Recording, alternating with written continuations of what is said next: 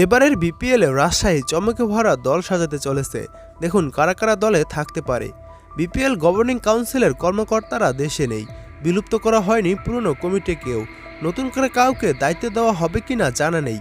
BCB সভাপতি ফারুক আহমেদ হয়তো BPL আয়োজনের দায়িত্ব তুলে দেওয়ার মতো বিশ্বস্ত কাউকে পাচ্ছেন না, তাই নিজের হাতেই সব দায়িত্ব তুলে নিয়েছেন বিসিবির সভাপতি। ফ্রাঞ্চাইজিদের সঙ্গে কথা বলে চাহিদার বিষয়গুলো জেনে নিয়েছেন ফারুক আহমেদ। ঢাকা দলের নতুন মালিকানা পেতে আগ্রহী কসমেটিক্স কোম্পানি রিম্যান হারল্যান্ডের সাক্ষাৎকার নিয়েছেন তিনি। সিলেটের মালিকদের সঙ্গেও কথা বলা শেষ। গত সপ্তাহে কথা বলেছেন চ্যাম্পিয়ন ফরচুন বরিশালের মালিক মিজানুর রহমানের সঙ্গেও। জানা গেছে মিজানুর রহমান 30% লভ্যাংশ চেয়েছেন সব ফ্রাঞ্চাইজির জন্য, কিছু সুযোগ সুবিধাও চেয়েছেন তিনি। পুরোদমে ফ্রাঞ্চাইজিদের মতো বাকি আছে রংপুর রাইডার্স, চট্টগ্রাম চ্যালেঞ্জার্স ও কুমিল্লা ভিক্টোরিয়ান্সের সঙ্গে কথা বলা। কুমিল্লার মালিক নাফিসা কামাল বিদেশে চলে যাওয়ায় বিপিএলে খেলা হবে না এবারের আসরের কুমিল্লায়।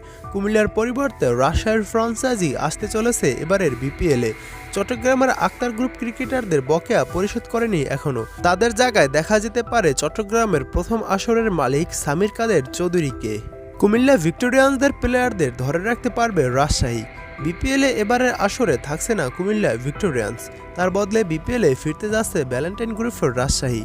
এবার কুমিল্লার প্লেয়ারদের রিটেন করার সুযোগ কুমিল্লার পরিবর্তে পাবে রাজশাহী। তবে যেহেতু 3টা নতুন ফ্রাঞ্চাইজি আছে, তাই কিছু পুরনো ফ্রাঞ্চাইজি চাচ্ছে রিটেনশন করার অপশন না রেখে সব প্লেয়ারকে ড্রাফটে উঠাতে। সেক্ষেত্রে কুমিল্লার প্লেয়ারদের যদি ড্রাফটে না ওঠায়, সেক্ষেত্রেও রাজশাহী এই 3 জনকে রিটেন করাতে পারে, মোস্তাফিজুর রহমান, তাওহিদ হৃদয় ও লিটন কুমার দাসকে। রাজশাহীর প্লেয়াররাই দুর্বার রাজশাহীর ফার্স্ট প্রায়োরিটিতে থাকবে বলে জানিয়েছে মালিক পক্ষ। বর্তমানে রাজশাহীর কিছু বড় প্লেয়ারদের মধ্যে রয়েছে তাওহিদ হৃদয়, সাব্বির রহমান, নাজমুল হোসেন শান্ত, মুশফিকুর রহিম, নাহিদ রানা, তাইজুল ইসলাম, হাবিবুর রহমান সোহান, শফিকুল ইসলাম।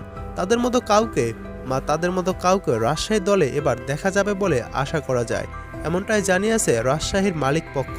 এবং রাজশাহীর দলটির নাম হবে দুর্বার রাজশাহী।